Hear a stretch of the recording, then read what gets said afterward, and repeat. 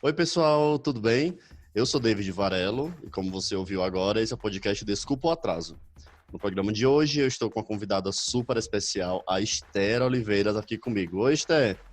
Olá, David, que bom estar aqui com você. Ah, que é isso. Eu que agradeço e que fico muito feliz com sua presença, porque a Esther, você que está ouvindo, é uma convidada internacional, Oh. né? Daqui a pouco a gente vai explicar por quê. Fica aí com a gente. Se você está ouvindo o podcast e ainda não conhece nas redes sociais, é só você seguir Desculpa Podcast tudo junto, no Twitter, Instagram, Facebook e LinkedIn, que sempre tem conteúdo legal, eu dou um pouco de spoiler do que vai ser o próximo convidado e isso tudo. Toda terça-feira tem um novo convidado e a gente fala sobre uma nova profissão. E como eu acabei de falar, a profissão de hoje... Eu não falei a profissão de hoje, né? Como eu falei agora, a convidada de hoje é a Esther. Então, a Esther vai falar quem é a Esther e o que que ela faz, tá bom? Fica aí. Bom, gente, eu sou psicóloga, certo? Me chamo Esther Oliveira, estou na área aí há um pouco mais de 8 anos e, vamos dizer assim, estou na área de RH, mas não estou, porque vim fazer o mestrado, então, assim, deu uma parada, mas minha paixão ainda continua firme e forte, assim como a minha paixão por psicologia forense, né, o que eu vim estudar. E no Brasil, eu trabalhei durante o tempo que eu estive aí no Brasil, no período da faculdade, a psicologia foi dentro da área de RH. Então, assim, eu nunca perdi tempo, acho que com o terceiro mês que eu estava na faculdade, eu já estava estagiando na área. Então, eu trabalhei nessa área, né? Hoje moro em Lisboa, aqui mudou tudo, vamos dizer assim. Eu sou mais estudante do que trabalhador, vamos dizer assim. E estou aqui vai fazer um ano agora, no dia 23 de setembro. E não é fácil, diga a vocês, não é Ó, que fácil. legal. Você vai compartilhar com a gente todas essas histórias. Mas assim, antes de começar com a carreira profissional, me fala qual é a primeira lembrança de escola que você tem. Eita, a primeira lembrança de escola quando eu estudava no Colégio Cristos, ainda adolescente, e aqueles adolescentes toda fofinha, paquerando com os meninos. Mas, assim, de infância mesmo eu não lembro muito, não. Mas na adolescência eu era aquela quietinha, não era a da confusão, que sentava lá no fundão, não. E era aquela que paquerava o rapaz, se apaixonava por ele perdidamente. Escrevia E ele nem sabia. cartinha. Exato. Quando ele soubesse, eu tenho certeza que ele acabava. Mas não foi de muitas, vamos dizer assim, muitas peripécias, não. Como que foi a tua relação com as disciplinas escolares? Eu nunca fui, David, a aluna maravilhosa, 100%, não. Eu era aquela aluna mediana. Inclusive, tem uma história que a minha mãe... Eu sou mais nova que meu irmão, 11 meses só. Né? De que diga, meu irmão é mais velho que eu, 11 meses. Então, ele sempre estava uma série à minha frente. Meu irmão, muito estudioso, estudava sempre, toda a vida. E a minha mãe dizia assim, ano que vem vai dar certo. Você, minha filha, vai estudar e tal. Aí eu chegava no ano seguinte, e aí, seu irmão estudava tanto, você não estuda nada. Então, assim, eu sempre fui a mediana, nunca fui aquela estudiosa de boas notas, não. Eu era aluna mais ou menos, vamos dizer assim. Mas com isso, o teu irmão conseguiu terminar antes de você. Porque você falou, eu tenho uma história para contar. Eu pensei que você ia falar, ai, tal ano eu Não, era passei do meu irmão. exatamente. É porque o meu irmão sempre era muito estudioso, tinha muita coisa para estudar. E a minha mãe dizia: Como assim, minha filha? Você está agora Ah, na série do seu irmão e você não tem o que estudar? Não estou entendendo. O seu irmão estudava pra caramba e agora você não estuda. Como assim? Me explique o entendi. que é isso. É o mesmo colégio, a mesma série e você não tem nada para estudar. Aí ela ficava indignada com isso, mas porque eu não era uma aluna mediana. É essa a história. Ah, agora sim. E você sempre foi muito comparada com teu irmão? Demais, demais, porque a série, né? Ele era sempre uma série na frente que eu, então ele sempre foi muito estudioso, passou na faculdade de primeira, eu não passei na faculdade de primeira, então assim, eu sempre fui muito comparada. Como assim, seu irmão você estudou praticamente nos mesmos colégios, teve as mesmas oportunidades, e o seu irmão sempre estava à frente, né? Então, vamos dizer que eu fui bastante comparada com relação a isso. Mas, Entendi. de boa.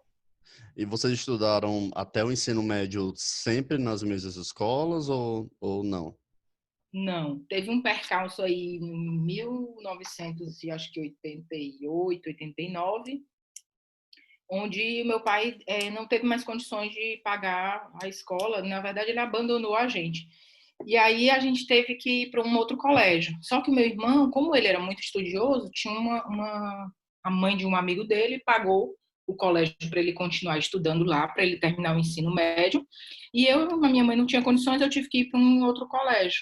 E aí eu fui para o Colégio Santo Inácio, que era um colégio mais em conta, colégio de padre e tudo. Então, assim, depois que eu fui para o outro colégio, diminuía um pouco a comparação, porque ele ficou num colégio muito bom e eu fui para um colégio, não que o Santo Inácio seja um colégio mediano, porque eu acredito que é um excelente ensino e se eu tivesse filhos eu colocaria lá.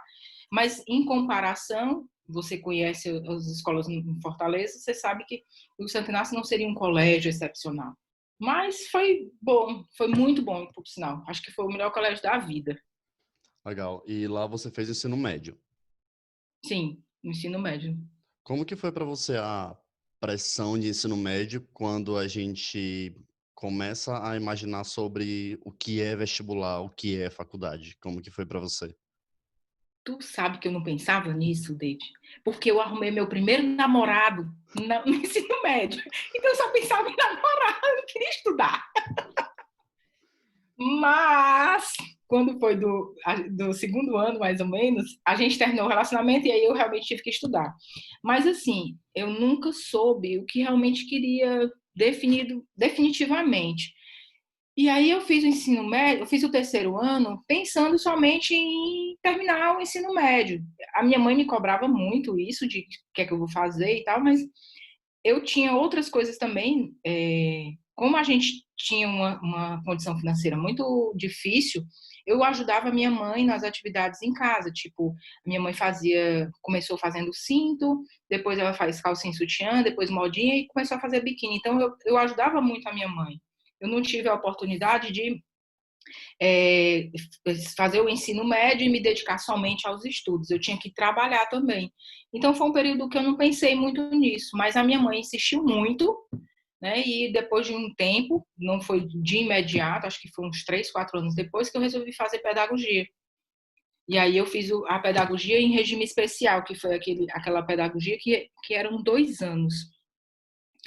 E aí Ah, eu fiz, mas assim, eu não tive essa preocupação do vestibular mesmo, entende? Como uhum, todo mundo quando sai do ensino médio. tá, Eu tinha outras preocupações. tá. Aí você começou a pedagogia uns 3 anos depois. E como que foi para você a Uhum. sua primeira experiência na faculdade? Foi muito, muito divertido também. Porque, assim, a faculdade eram mais pessoas de mais idade, não eram jovens na sala de aula, tinham pouquíssimos, né, e a maioria era tudo pessoas com mais idade, porque foi um programa que o governo do estado fez um acordo, e aí a faculdade, para, vamos dizer assim, formar os professores da área que não tinham formação. E aí ele abriu esse espaço e eu entrei junto para fazer. Então, assim, eram mais pessoas que já estavam na área, atuando na área. Então, foi um aprendizado enorme, porque eu aprendi não só com os professores, mas com gente que já atuava na área. Foi maravilhoso. Foi um período de 2 anos muito bom e que senti muita falta. Apesar de eu não ter... Eu terminei a faculdade e nunca fui para dentro de sala de aula. Estagiei, tudo, mas eu nunca exerci, assim, de imediato a profissão de pedagoga. Eu já ia perguntar isso, qual tinha sido a tua primeira experiência, mas não foi nessa Na faculdade ainda. pedagogia. Não, Aí foi o que que não. você fez depois? Assim, David, tem que abrir um parêntese agora. Abra, abra. É o seguinte, durante esse período que eu terminei a faculdade, minha mãe, a gente vivia numa condição muito difícil, entende? E aí eu trabalhava vendendo os biquínis que a gente produzia. Então, a minha mãe me emancipou, fez todo um processo comigo para poder ter uma empresa e a gente poder vender as coisas que a gente produzia.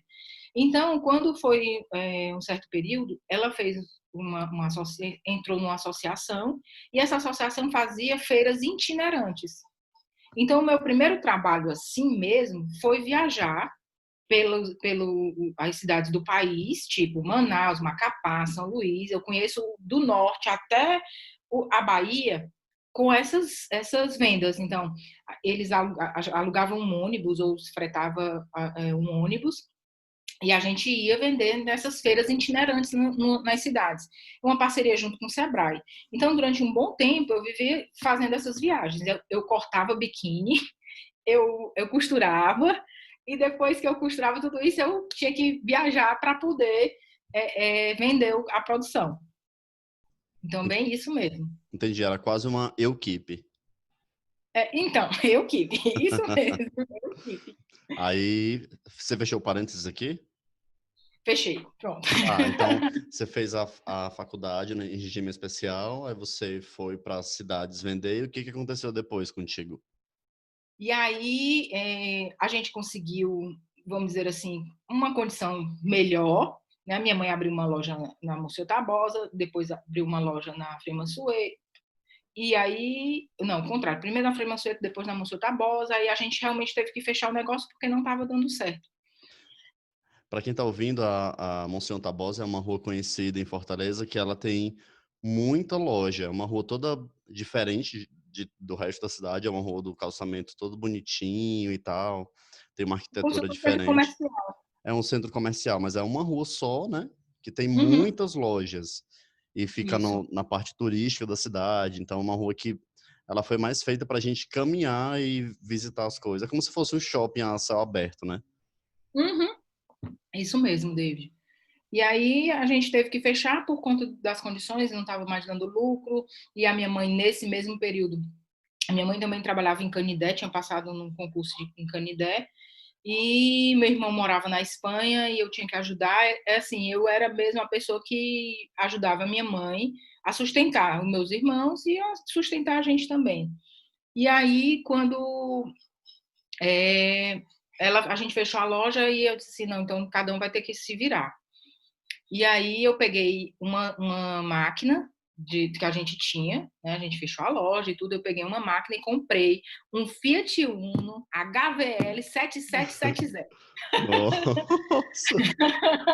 azul marinho.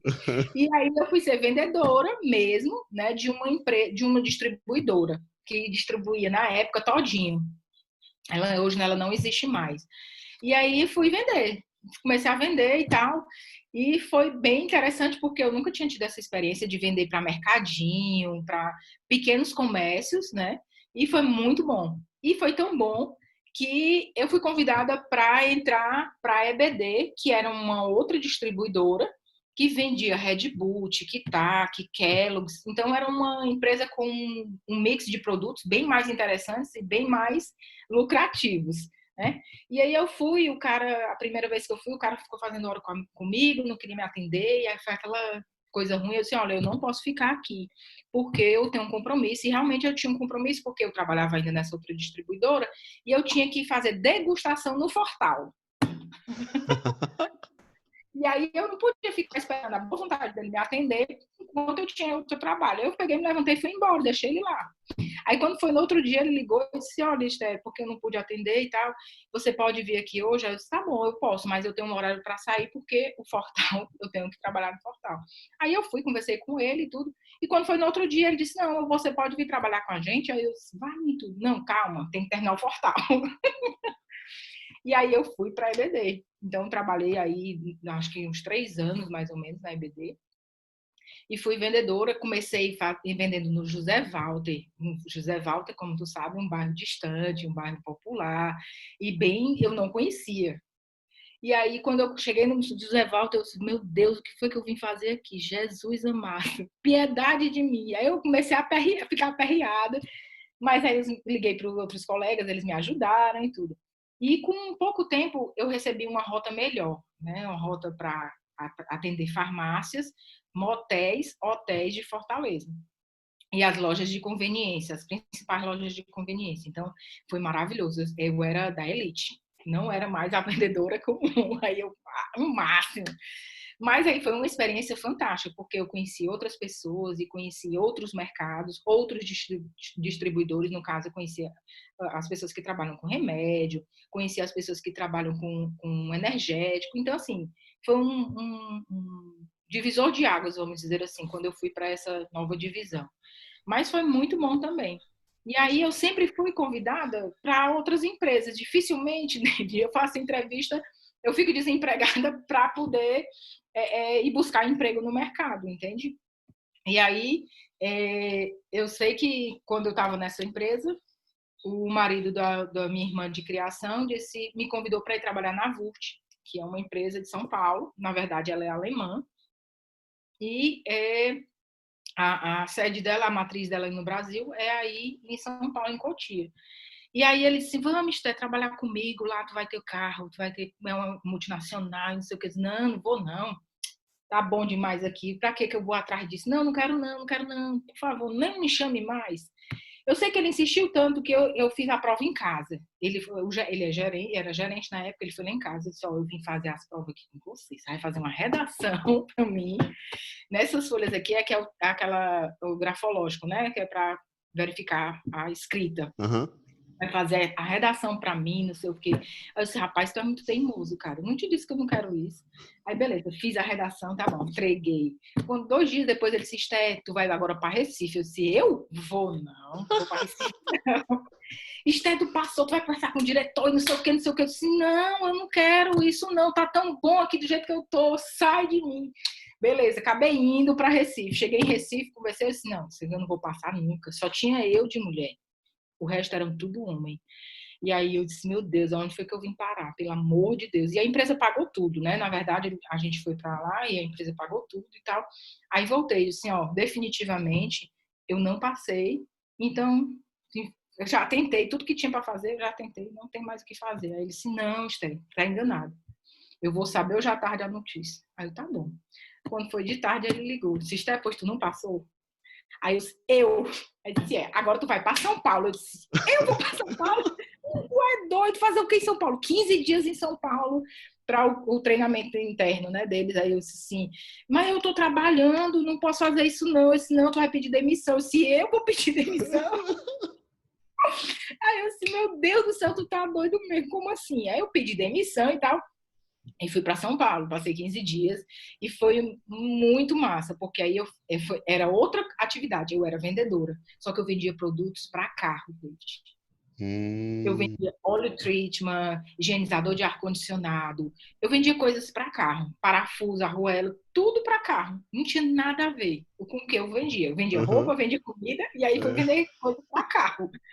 E ainda teve outra agravante, eu disse, tu tem que comprar outro carro. Eu disse, como que eu vou comprar outro carro?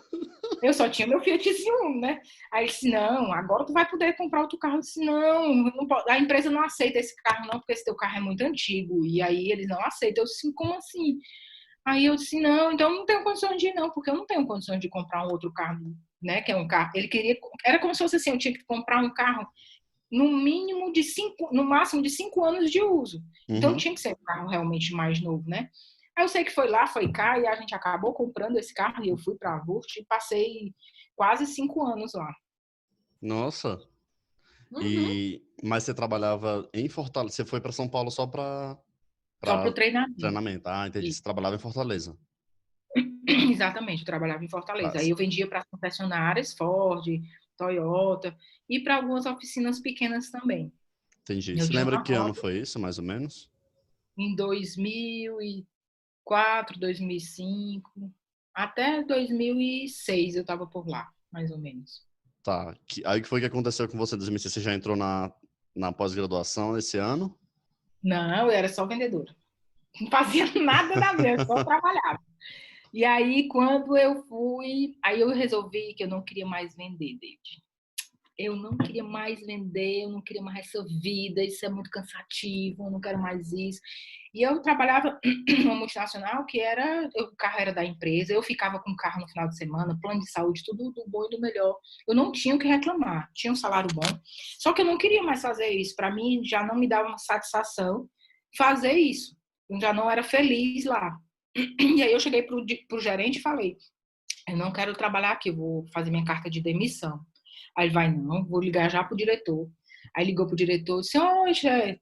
Aí o diretor me ligou, né? Oi, Esther, o que é que tá passando? Não sei o que, você quer conversar? Então eu disse, não, eu quero só que você me demita, se for possível. Não, não vou lhe demitir. Você é um excelente funcionário. Eu ganhei prêmios. Eu ganhei o último prêmio. Logo quando eu pedi demissão, eu tinha ganho um prêmio, que era o prêmio do final do ano, que quem vendesse mais no Norte e Nordeste ganhava passagem de ida e volta para São Paulo para assistir o show do Bruno e Marrone no camarote. Então, eu fui a segundo lugar. O primeiro lugar foi um cara de Belém do Pará e eu fui o segundo lugar. Então, assim, eu tinha vamos dizer, um respeito dentro da empresa pelo trabalho que eu fazia. E Uhum. quando eu pedi demissão, eles ficaram loucos, né? E não queriam me dar minha demissão. Aí o diretor disse, não, Esther, vamos fazer o seguinte. Eu vou lhe dar uma semana para você pensar. Aí eu disse assim, pois tá certo, mas eu vou só te dizer que eu não quero mais ficar aqui. Foi uma semana de férias, Esther, vai relaxar, vai, pega o carro, vai pra praia, não sei o que, isso tá certo. Aí quando voltou com uma semana, e aí, Esther, como é que você tá? Beleza? Vamos começar a trabalhar hoje? Eu disse, não, nós não vamos começar a trabalhar hoje. Eu Aí você não quero. só voltou mais bronzeada e falou, tô bronzeada, não quero mais trabalhar, né? Exatamente. Aí realmente ele me demitiu, né? Ele fez, foi muito bom para mim. Ele me demitiu e aí eu fui ser realmente professora. E aí foi onde eu entrei na área da pedagogia. Ah, como que foi a tua primeira experiência em sala de aula? Eu fui trabalhar na área de jovem aprendiz, David. Eu acho que é por isso que eu Uhum. tenho um carinho enorme por eles. Eu acho que você lembra disso na Uhum. empresa que a gente trabalhava. Eu tenho um carinho muito grande. Então, assim, meu irmão era o coordenador dessa instituição. E aí, quando eu cheguei para ele para pedir, eu falei assim, Rafa, eu quero que tu me arranje alguma coisa para eu fazer, para eu ensinar. Pode ser qualquer horário. Ele me deu o pior horário que tinha. Sábado de tarde, 1 hora da tarde. Aí eu disse, rapaz, o bicho é ruim, viu? Nossa. Aí tudo bem, eu vou, que eu sou quente, eu não vou desistir. Aí fui e comecei a dar aula, assim, eu dava, as disciplinas que a gente dava eram relacionadas à área administrativa, não era conteúdo de escola, sabe? Eram Uhum. conteúdos voltados para a área profissional. Uhum. Então, na área de logística, como é que funcionam os transportes, como é que funciona a logística de um produto. Então, era nesse sentido. As aulas eram assim. Então, eu comecei a dar aula disso, dei aula também de português e de matemática, mas é aquela coisa bem básica mesmo, nada de coisa como se fosse vamos dizer, uma escola mesmo, entendeu? E aí eu comecei dando aula normal, tipo, eu trabalhava por hora, comecei no sábado, depois eu fui para o domingo, ou para segunda, aí depois na terça, e quando eu fui ver minha grade de horário, já estava toda comprometida. Aí a dona da escola me chamou para me contratar como professora. Eu passei apenas 3 meses dando aula em sala de aula. Ela me chamou para ser supervisora, para ajudar a coordenação. Então, assim, eu ajudava com plano de aula, organizar a carga horária das disciplinas, organizar professor, contratar professor, se fosse o caso. Então, eu estava mais nesse apoio à coordenação. Passei pouquíssimo tempo também, e aí ela me fez um convite para eu ir para abrir o escritório de Recife. Aí eu fui, me mandei para Recife, tipo assim. E aí fui, morei em Recife acho que uns 11 meses, 10 meses mais ou menos, e fiz todo o escritório. Quando o escritório estava bem bonitinho, arrumado, só que eu tenho que abrir um parêntese aí, porque é onde eu conheci a psicologia. Quando eu estava morando em Recife, eu fiz um curso de grafologia, e esse curso de grafologia foi que me abriu os olhos para a área da psicologia, né? O que é grafologia? Grafologia é o estudo da escrita. Uhum. E aí, como eu fazia seleções lá, né, em Recife, eu precisava de algo que pudesse me dar uma base, alguma coisa nesse sentido. E aí eu fui fazer esse curso de grafologia, que eram 3 vezes na semana, à noite. Então, eu Uhum. trabalhava durante o dia e ia fazer o curso à noite, né? E Uhum. aí, quando chegou no meio do curso, eu comecei a perceber, o curso só tinha psicóloga. Detalhe, por causa da área de RH, né? Então, só tinha psicóloga. E eu comecei a conversar com esse povo e comecei a me interessar e eu comecei a me envolver com isso. Eu disse, rapaz, vou fazer psicologia. Aí, só que isso ficou só na minha mente, no meu pensamento, eu tinha que fazer psicologia. E aí eu disse, não, eu não vou fazer psicologia aqui ainda em Recife, vou ver o que é que eu posso fazer. Aí, quando estava, aí eu fecho parênteses, quando estava já no finalzinho do ano, ela diz, volta para Fortaleza para ajudar a equipe de Fortaleza, porque Fortaleza está precisando da tua ajuda, a gente já está com 1.100 alunos lá, e aí precisa de alguém que possa fazer a coordenação e ajudar. E aí eu volto para Fortaleza. Uhum. Deixo o escritório de Recife pronto, arrumado, lindo, cheio de alunos. Na época ficou com 100 alunos e aí foi maravilhoso. Aí eu voltei para Fortaleza. Isso foi já no final do ano, quando foi mais ou menos em janeiro, eu vou me matricular na faculdade. Aí eu me matriculei na faculdade de psicologia e comecei a me preparar tudo. Só que antes, eu já me programando para estudar, o meu irmão foi pedir demissão dessa empresa que ele estava trabalhando, né, que era essa instituição. E aí, no outro dia, a mulher me demitiu também. E eu fiquei sem entender até hoje Entendi. por que eu fui demitida. E simplesmente ela demitiu, aí tudo bem. Só que eu estava num processo de entrar na faculdade. Eu disse, meu Deus, e agora? Como é que eu vou pagar a faculdade? Como é que eu vou fazer? E fiquei naquele desespero e tal. E eu disse, não, tem que haver alguma maneira de eu fazer essa faculdade. E aí eu fui, como eu não tinha como comprovar renda nem nada, eu tentei o FIES e consegui o FIES 100%. E aí foi, graças a Deus, ao meu bom Deus, foi maravilhoso. E eu comecei a faculdade.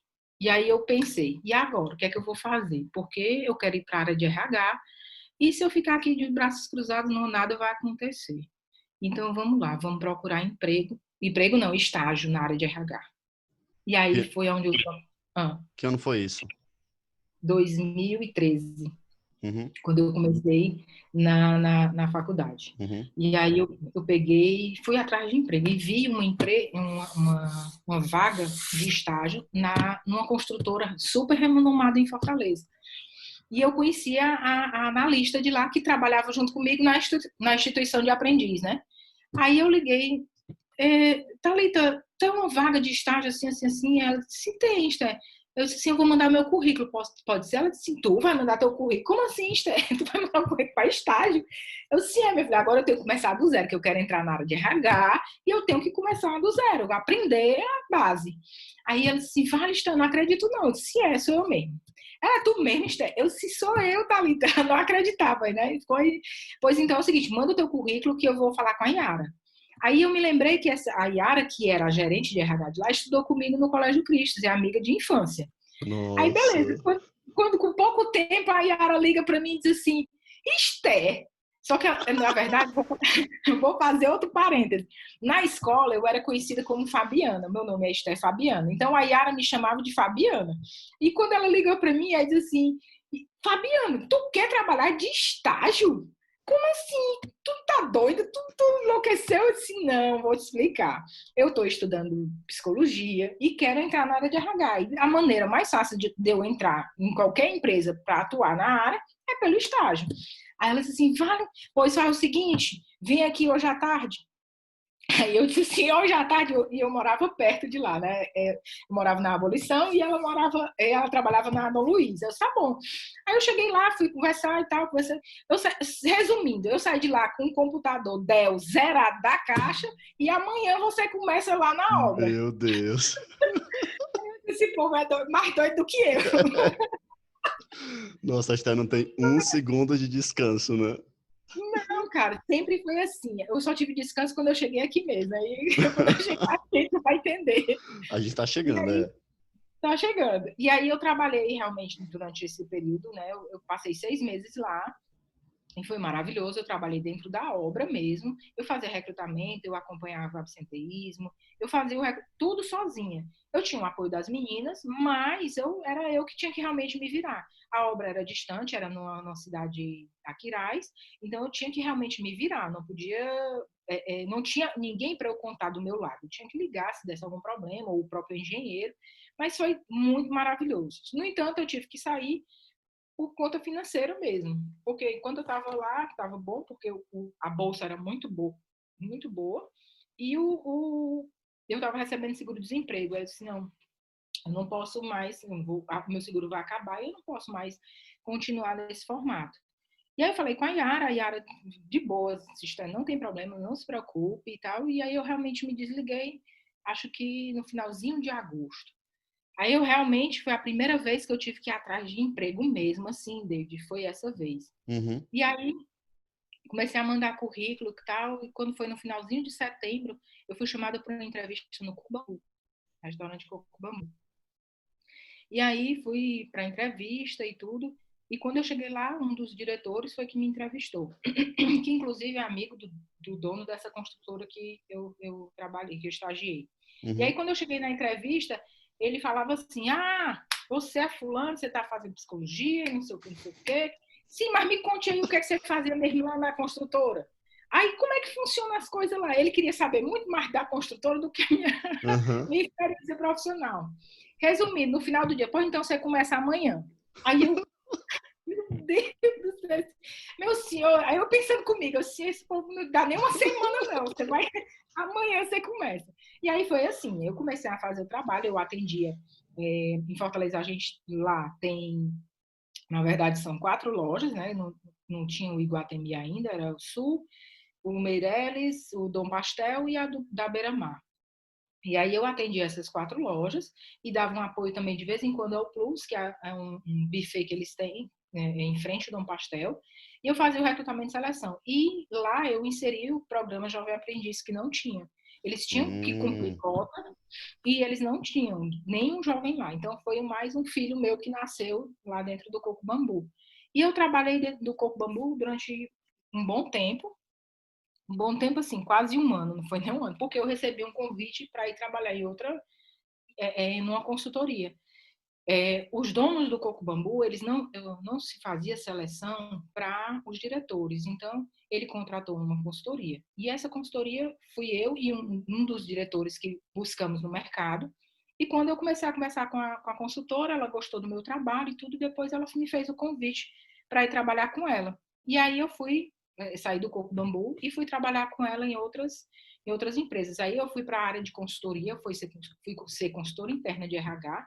Isso aí eu já estava mais ou menos no segundo ano da faculdade, então eu já tinha um conhecimento mais elaborado de algumas coisas, mas foi na consultoria realmente que eu me consolidei na área de RH, porque na consultoria a gente não é só a recrutadora, a gente é a recrutadora, é a treinadora, é a organizadora, é tudo.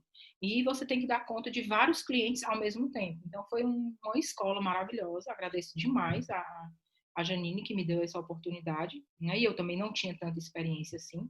E aí eu passei durante um bom tempo com ela.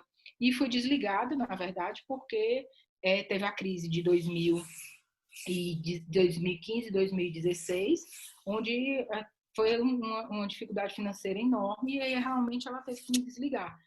E foi, acho que foi uma das últimas desligamentos que eu tive da vida e foi muito bom, porque aí eu fui para minha consultoria. Eu Uhum. disse, não, agora eu vou fazer alguma coisa por mim, vamos ver o que é que eu faço. Aí eu fiz uma parceria com uma outra colega, eu e a Natália, e aí a Natália, vamos dizer assim, ela ficava na parte de buscar o cliente, vamos dizer assim, prospectar, e eu era quem executava realmente, né? E aí a gente fez uma parceria maravilhosa, e inclusive ainda hoje a gente tem essa parceria, apesar de eu estar aqui distante, a gente ainda tem essa parceria, e comecei a trabalhar e consegui alguns outros clientes, fiz trabalho numa pizzaria, fiz trabalho numa confecção, e fiz o trabalho num buffet como é que se diz? Só de festas, vamos dizer assim. Eles produziam comida para festa, você tinha que alugar o local e tudo. E também muito conhecido em Fortaleza. E aí, depois disso, aí eu fiquei trabalhando só na consultoria e foi uma mão na roda. Por quê? Porque eu tinha que fazer o estágio da psicologia, eu tinha que atender na clínica. Então, assim, quando eu estava na consultoria trabalhando para mim, foi maravilhoso, porque eu tinha disponibilidade de horário. Então, eu acredito que Deus escreve certo por linhas certas. Não existe essa linha torta. É Uhum. certíssimo.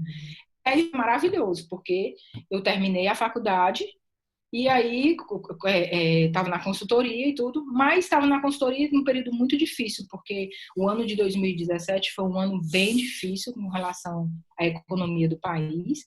E eu estava, né, procurando também já alguma coisa na área de RH, mas que fosse um trabalho de vulgo carteira assinada. E aí eu fiz um curso de business partner no final do ano, e conheci umas diretoras de uma outra consultoria e que me viram num perfil do jornal, né, que é o jornal que eu trabalhei, e me convidaram para ir para lá, para fazer entrevista. Convidaram para ir para lá, não, para fazer entrevista. E fui eu e outra moça para fazer entrevista. E quando cheguei lá, fui conversar com a Grace, conversar com a Maria Tereza, que era a gestora, e a Grace era a analista. E a gente começou a conversar e tudo. Aí eu fui para casa tranquilamente. Isso era uma sexta-feira à tarde, David. Aí eu assim, não, eu fui para casa. E assim, sabe quando você tem a sensação de que não foi aquela entrevista? Foi muito boa, mas não é aquela entrevista que você tem a sensação de que você vai ser contratado. Aí eu fui para casa. Quando foi sábado de manhã, o meu telefone tocando insistentemente. Eu disse, meu Deus, quem será que está ligando para mim? Aí quando eu atendo, era a Maria Tereza. Dizendo, olha, você pode vir segunda-feira. Eu disse, não, Maria, calma, não pode ser assim, não. Eu estou fazendo trabalho com as outras consultorias, né? Eu tinha que avisar e tal, e tal. E era só um trabalho temporário, eram só 3 meses. Quando eu cheguei lá, tinham 56 vagas abertas. Uhum. Eu fiquei com o cabelo em pé. Eu disse, meu Deus, como é que eu vou dar conta disso tudo? Esse povo é doido. 56 vagas. E aí eu disse, não, vamos lá. Quando foi no primeiro mês, eu fechei 22. Aí já cresceram os olhos e tal, e aí foi com um mês, mais ou menos, eu fui chamada para uma das diretoras, e aí ela perguntou se eu queria realmente ficar para fazer o trabalho lá e tal. Eu disse, beleza, sim, aceito. E aí foi. E aí passei um ano no jornal, cheguei a 1 ano e pouquinho só. E foi E quando a foi gente se maravilhoso. conheceu, né? Exatamente, e foi maravilhoso, foi um período muito massa. Eu conheci gente totalmente diferente do que eu estava acostumada, né? Uhum. Assim, um mundo muito diversificado. Foi muito bom, muito bom. Muito bom Conheceu o mesmo. Carnaval de Recife. Hum, É, vários carnavais. carnavais, né? Eu digo isso porque eu já conheci o carnaval e eu convidei a Esté para passar o carnaval e tal, e ela foi com outra colega nossa que trabalhava lá na mesma empresa também, foi super divertido. Acabou que a gente não se encontrou lá em Recife, mas foi maravilhoso para todo mundo o Foi carnaval, né? maravilhoso, com certeza. Não tenha dúvida. E a gente se falava só pelo WhatsApp. Não, eu tô aqui, É, mas cada um tava no seu lugar e não se encontrava. São as magias do carnaval de Recife, né? uhum. E aí depois do povo, o que que aconteceu com você? Aí no povo, quando eu estava no carnaval, antes do carnaval, não sei por que cargas d'água, eu ligo para uma tia minha e aí a minha tia pergunta assim, que é a tia que é dona dessa casa onde eu moro hoje, aqui em Lisboa. Ela disse assim, o que você está fazendo da vida, Fabiana? A minha família normalmente me chama de Fabiana. Aí eu disse, tia, estou trabalhando no jornal, vou para o carnaval, estou fazendo outro parêntese, eu comecei um pouco, assim que eu terminei a faculdade, eu comecei um curso de pós-graduação na área de psicodiagnóstico, que é fazer avaliação psicológica, lá na Unicristos. Uhum. E aí foi onde eu me especializei em avaliação psicológica. E aí eu disse, não, tia, fecho parênteses. Tia, eu estou trabalhando, estou fazendo uma pós, estou de boa e tal. Aí ela disse assim, só isso mesmo? Você vai ficar nessa sua vidinha medíocre? Aí eu, vixe. Aí eu fiquei já aquela coisa, né? Eu sou psicóloga, mas aí aquele Pegou, né? É. exato, eu disse, vale, medíocre? Como assim, medíocre? Você devia. Aí ela começou a aumentar o tom de voz, né? Você devia estar fazendo era um mestrado, você tem capacidade para ir fazer um mestrado, você tem que fazer, você não pode ficar nessa sua vida medíocre. Eu já tinha pensado nisso, mas era algo que não estava, naquele momento, eu pensando nisso, né? E aí ela foi e deu uns esporros assim, bem pesados. Eu disse, vixe, mas deixa eu fazer o seguinte: eu vou pro carnaval, quando eu voltar, a gente conversa. E aí eu fui pro carnaval. E quando eu voltei, eu comecei a fazer minhas reflexões sobre isso, né? Eu disse, poxa vida, realmente eu tô aqui na minha zona de conforto e tá muito bom. Mas não foi fácil de fazer essa escolha. de deixar tudo onde estava, vamos dizer assim, tudo muito confortável, casa, trabalho, carro, amigos, tudo que você puder imaginar, né? Eu tive que realmente fazer um corte e vir para cá. E essa decisão foi muito difícil. Assim, a Grace, que era minha colega do trabalho lá e minha colega pessoal, passou a ser minha colega pessoal, e ela viu assim o sofrimento que foi para que eu me decidisse vir para cá. Porque tem eu tinha que vender tudo que eu tinha para poder vir, para poder ter dinheiro, né? Eu tinha que fazer um acordo com a empresa que eu trabalhava e realmente eu consegui fazer um acordo, não foi dos melhores, mas eu consegui e realmente vim para cá. Mas no meio do caminho tinha uma pedra no meio do caminho. Eu fiquei aquela vontade de vir, mas ao mesmo tempo não vir. E aí a minha mãe fez uma viagem para cá. Minha mãe passou 3 meses aqui. E aí eu disse assim, não, minha filha, não se preocupe, não. Isso eu já tinha feito pesquisa na faculdade, eu já tinha olhado as coisas na internet, os cursos que tinha, e eu sempre, desde a faculdade, eu sempre gostei muito da área jurídica. Aqui eles chamam forense, porque é como eles dizem, envolve tudo. Mas é a nossa jurídica no Brasil, né? Apesar de existir umas divisões, mas a forense abrange tudo. E aí eu já tinha olhado e disse, não, eu vou fazer psicologia forense. E tinha visto tudo e estava, vamos dizer assim, aguardando a entrevista que eu tinha que fazer. Só que a minha mãe veio para cá, eu fiz a entrevista, passei. Aí a minha mãe veio para cá. Quando a minha mãe chegou, eu disse, não, não se preocupe não, quando eu chegar lá eu vejo que as coisas e falo. Aí eu, tá bom. E aí a minha mãe veio para cá e passou 3 meses aqui. E disse assim, não, minha filha, quando eu estiver lá, eu verifico as coisas para você, vejo na faculdade, vejo como é que tá. Beleza, a minha mãe veio, e aí, quando a minha mãe chegou aqui, eu fui na faculdade e tal. Resumindo, a minha mãe já fez a matrícula, já deixou tudo pronto para eu vir embora em setembro. Não Aí, tinha nem tipo, chance de desistir, né? De pensar em outra coisa. nada. Aí eu se vixe, a mãe é mais doida do que eu também. E assim, o sonho da minha mãe também é um sonho da minha mãe ter alguém que tenha mestrado, né? Minha mãe sempre sonhou e nunca teve a oportunidade de fazer o mestrado por contas financeiras mesmo. E foi um investimento que ela, vamos dizer assim, fez para o meu irmão.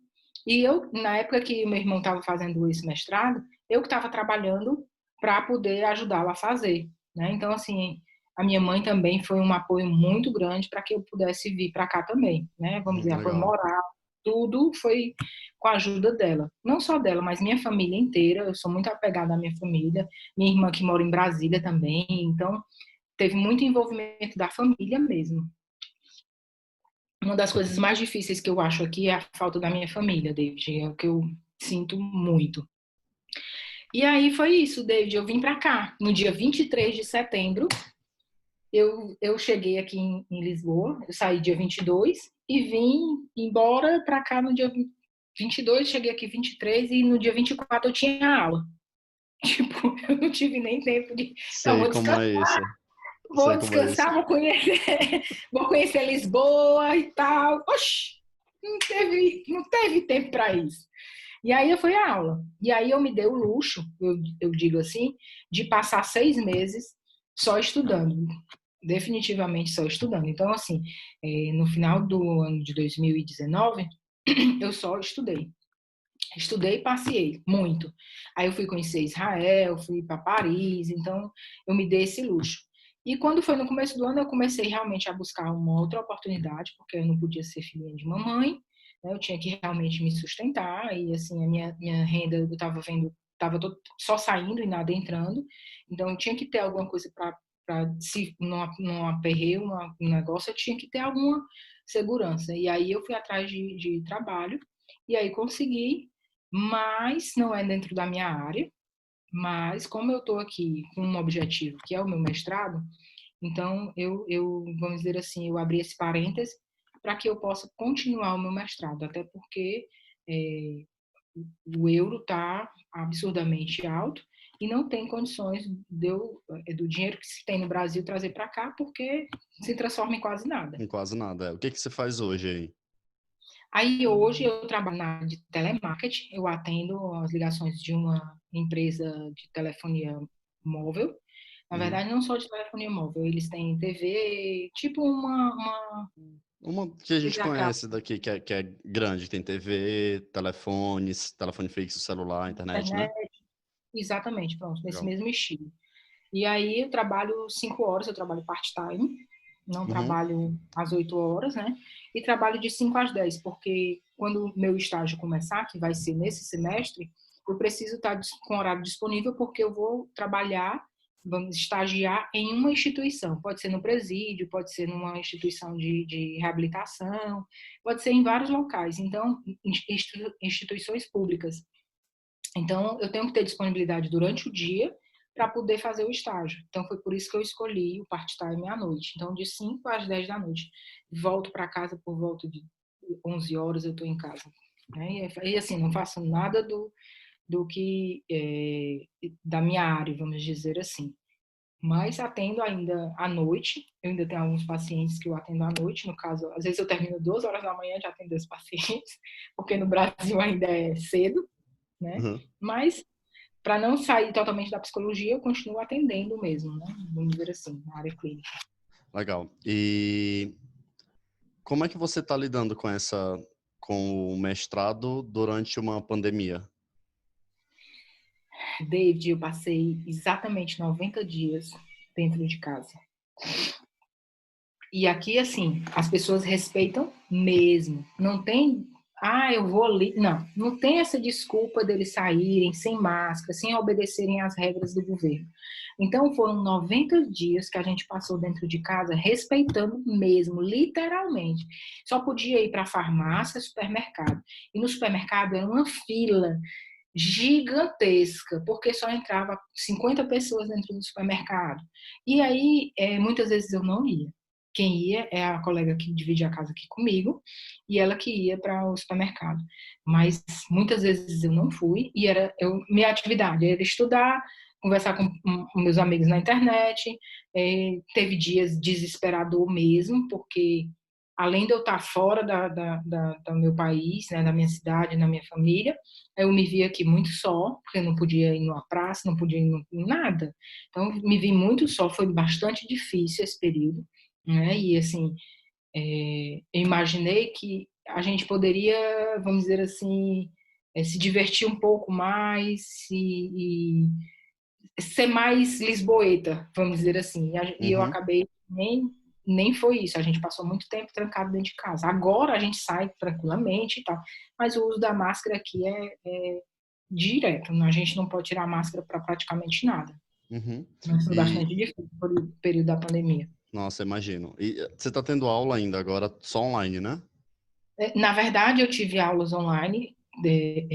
Todo o semestre passado foi tudo online, foi maravilhoso, porque para eu me deslocar para a faculdade eu tenho que pegar um ônibus e um metrô. Então, Uhum. assim, demandava tempo.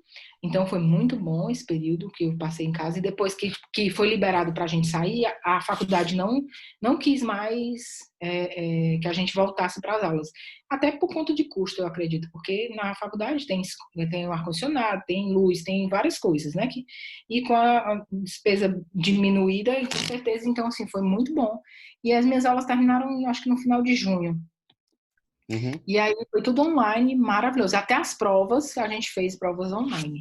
Teve só um professor aqueles professores antigos de método, vamos dizer assim, dos anos 60, e que ele disse que a prova tinha que ser presencial. Aí eu disse, tá tudo certo, a gente vai para a faculdade fazer essa prova. E aí pronto, mas o resto foi tudo online. Tudo Tá. online mesmo. E como que você se sente hoje? Eita, David, vamos dizer assim, hoje eu sou mais forte. Uhum. Não tão forte quanto eu deveria ser, vamos dizer assim. Porque, como eu falei, a minha família me faz muita falta, né? E eu acho que Deus tinha um ensinamento para mim que era exatamente saber lidar com tudo isso, a distância da família e dos amigos também.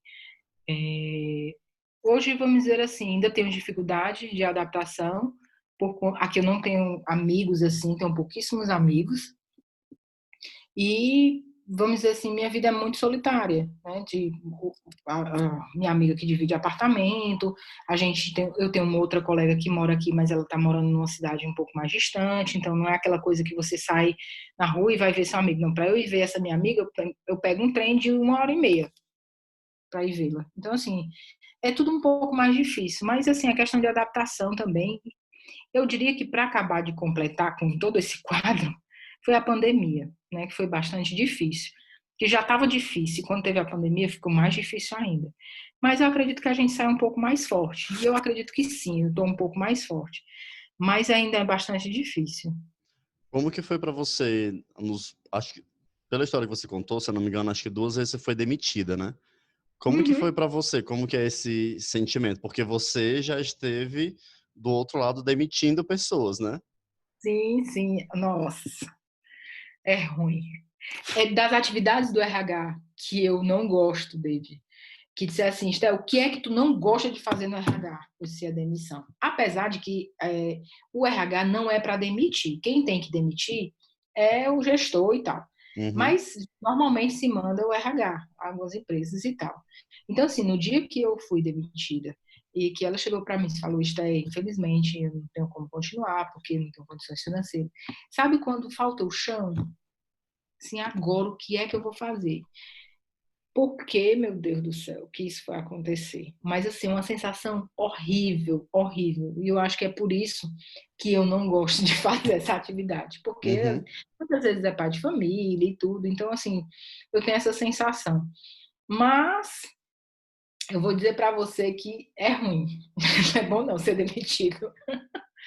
Muito ruim. Ah, é muito ruim. E assim, eu já precisei demitir uma pessoa numa empresa que eu trabalhei e eu não era gestor da pessoa, eu era par da pessoa, não era do RH, né? Sempre fui do marketing.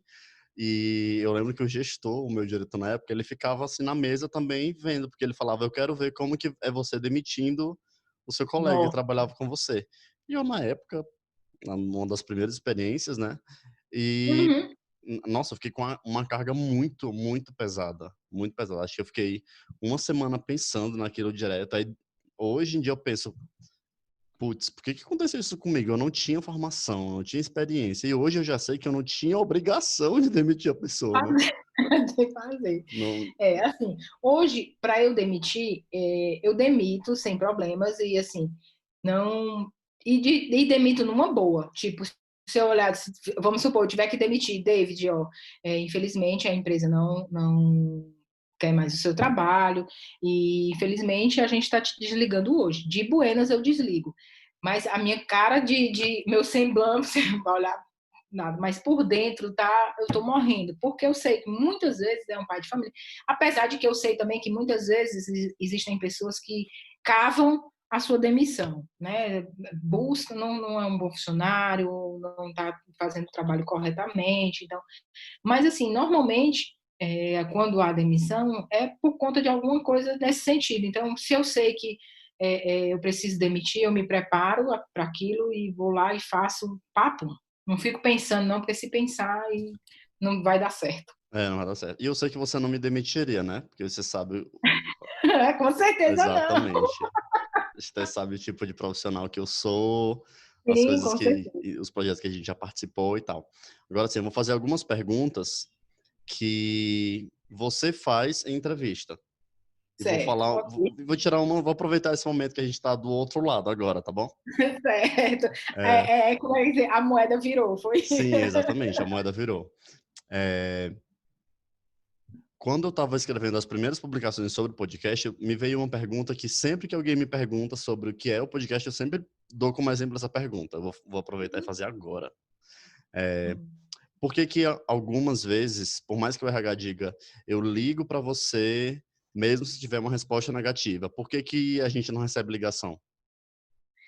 Vamos lá. É uma pergunta bem interessante. E assim, normalmente, David, quando se está no RH, a gente está num trabalho sozinho, sabe? E a demanda no RH é muito alta. Eu vou te dar o exemplo do último trabalho que eu tive. Eu trabalhava sozinha no RH, tinha uma outra colega que fazia também o recrutamento comigo. No entanto, ela era envolvida em outras atividades. Então, o recrutamento e seleção mesmo era eu que fazia.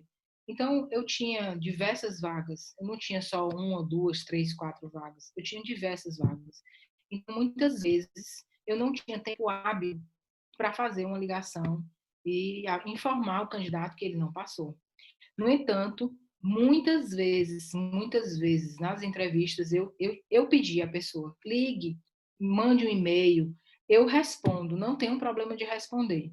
Só que, assim, muitas vezes quando as pessoas ligam, né, para saber a resposta, ela liga e ela quer um feedback.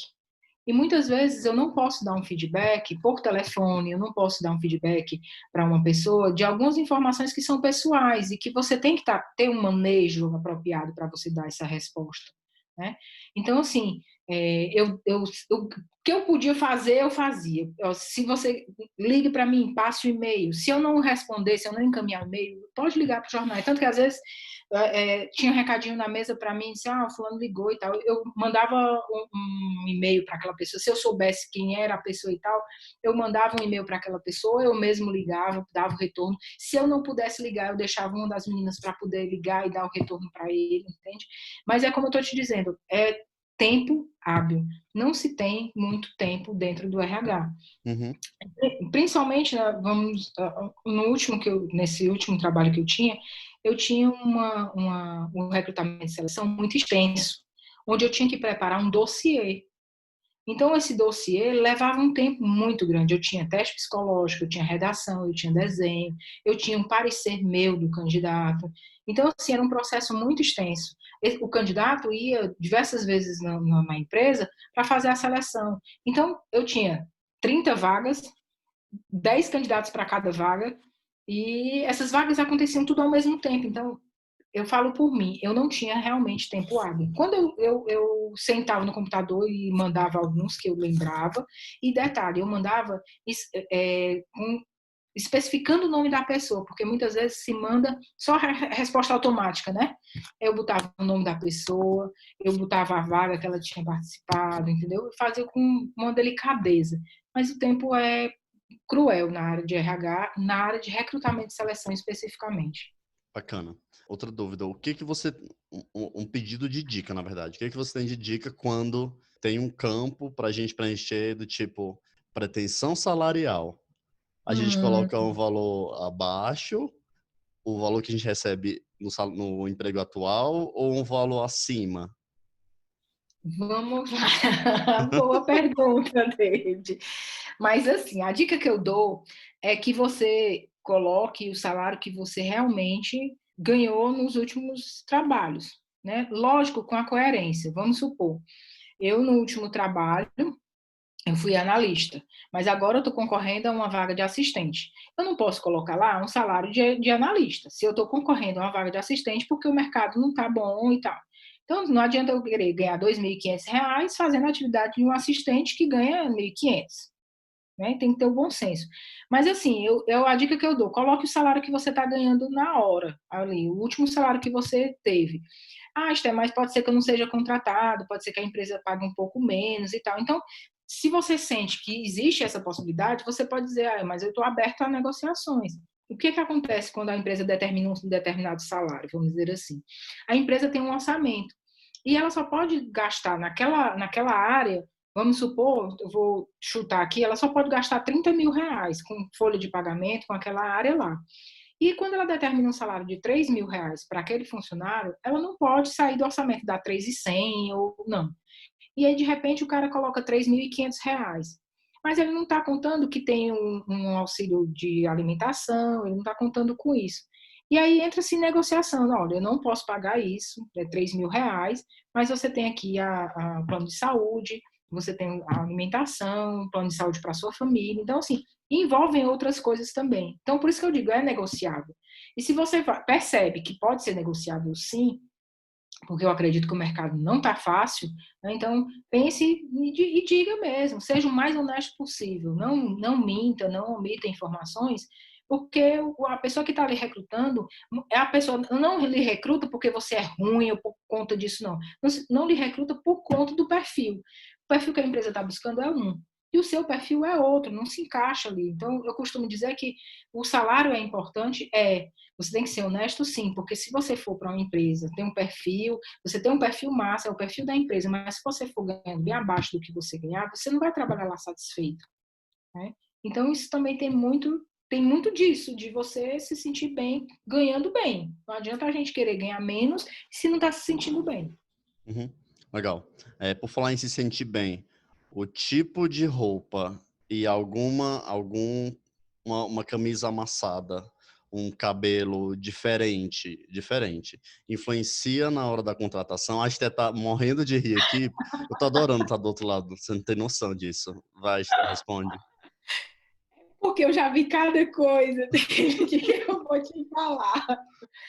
Assim, eu não tenho. No jornal eu aprendi muita coisa, porque é um público muito diversificado, muito diferente, muito alternativo, muito, né?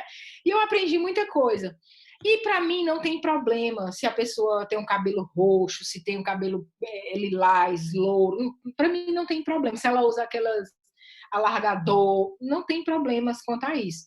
O problema é você ter a maneira de falar, de se expressar, de se portar. E não é porque você tem um cabelo vermelho ou que você usa uma roupa como é que se diz, de surfista ou de skatista, seja lá do que for, mas você tem que ter o bom senso. A roupa, vai com uma roupa sem estar amassada, pensa no como você gostaria de receber alguém.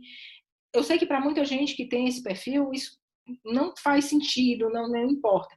Mas o RH ainda é muito tradicional. Então, assim, eu sei que algumas empresas existem abertura para isso. A gente sabe que o Google contrata, não está preocupado com isso, você pode ir de bermuda, de chinelo, do jeito que você quiser.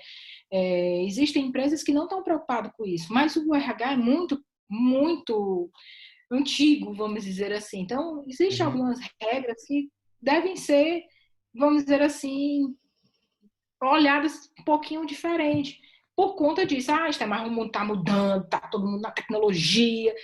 Ok, estamos, não tem problema, mas o RH ainda tem muito disso, de ser o arrumadinho, de ter um organizadozinho. Então, quando você for para a entrevista, pensa nisso.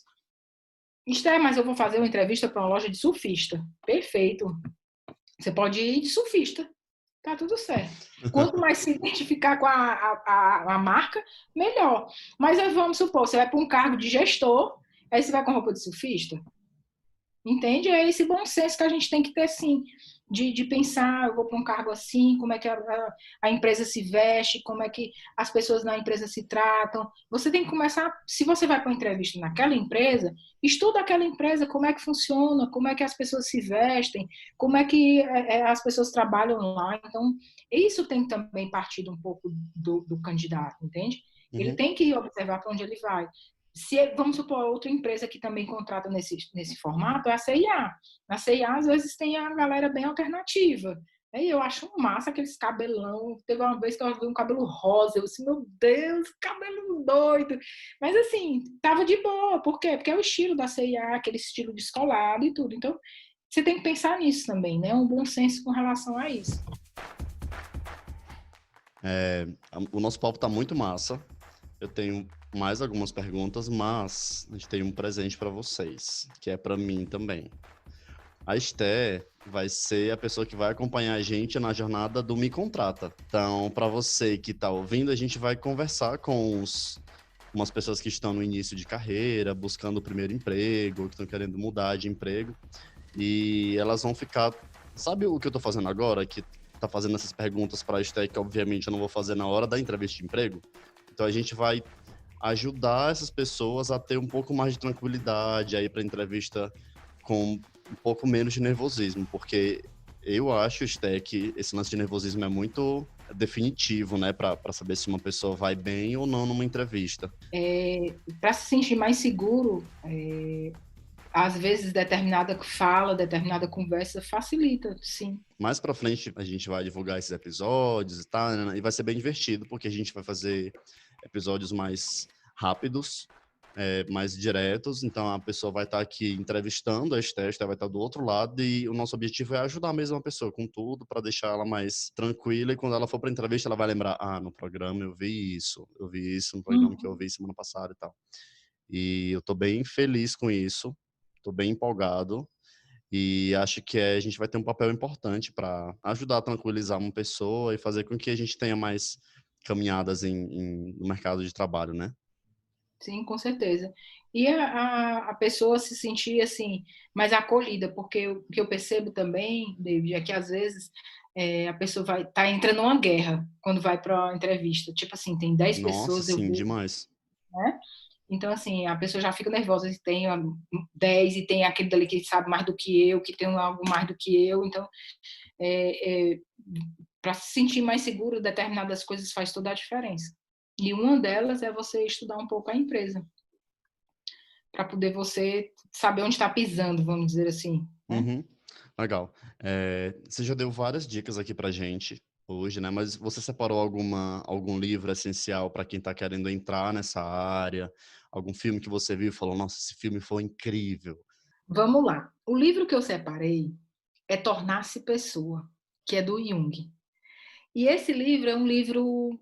O que é que eu posso dizer desse livro? É um pouco da história de Jung, mas também é um pouco do papel do psicólogo na profissão. E assim, é um livro para quem deseja iniciar na área da psicologia, para quem tem interesse em leitura mesmo.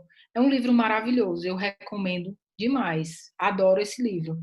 E com relação ao filme, eu sou suspeita de dizer, porque como eu estou na área forense, eu só vejo as coisas forenses. Então, agora tem duas séries que eu acho assim. A principal é a Mindhunter, Uhum. que eu acho sensacional. Assim, das que eu vi que foi maravilhosa. Também tem a série Inacreditável, maravilhosa. Então, assim, para a área forense, certo, gente? E como eu estou nessa área, muita coisa que eu vejo é nessa área. Então, assim, bem específico. Mas nada que também se possa assistir. Tem Sex Education, que também é muito bom, voltado também para essa área. Que mais que a gente pode ver? Eu sou suspeita também porque eu gosto do Lúcifer, eu acho maravilhosa aquela série. Então, é isso, assim, especificamente seriam essas. Tá, beleza. Eu vou deixar aqui na descrição do episódio os links pro livro e para séries, caso você tenha vontade em assistir, tá? Vou deixar o trailer, aí você procura a série depois, onde você vai poder assistir, tá bom? Esté, a gente está se aproximando do final. Perfeito, que triste, Que triste, perfeito né? nada. Eu queria muito agradecer você pelo tempo dedicado.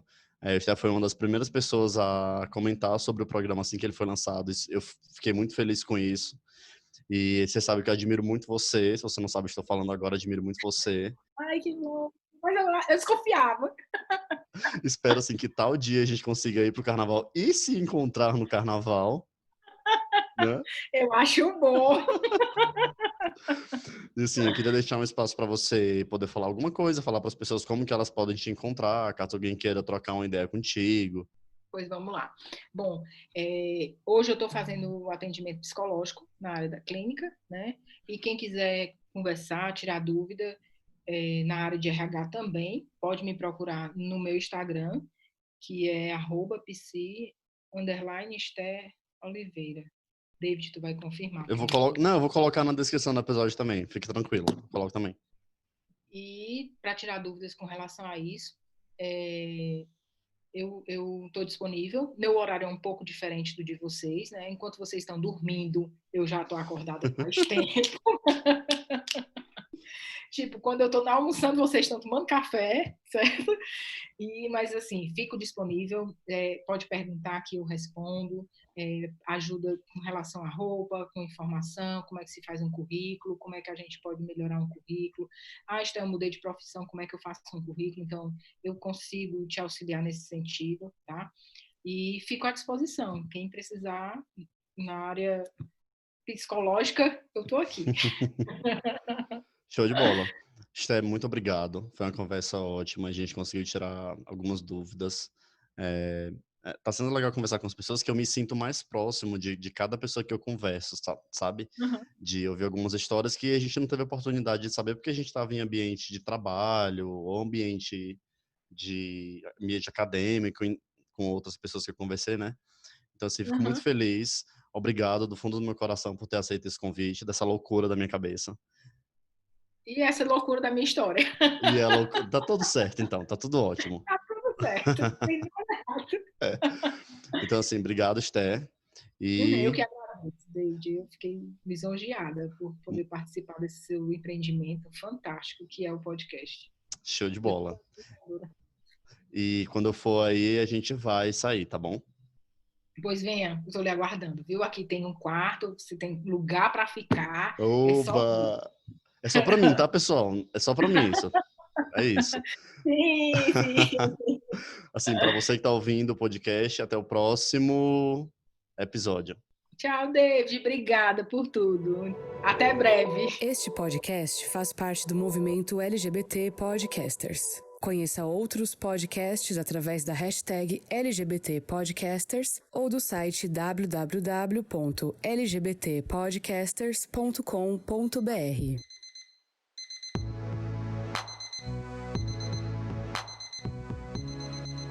Podcast Desculpa o Atraso. Desculpa o Atraso.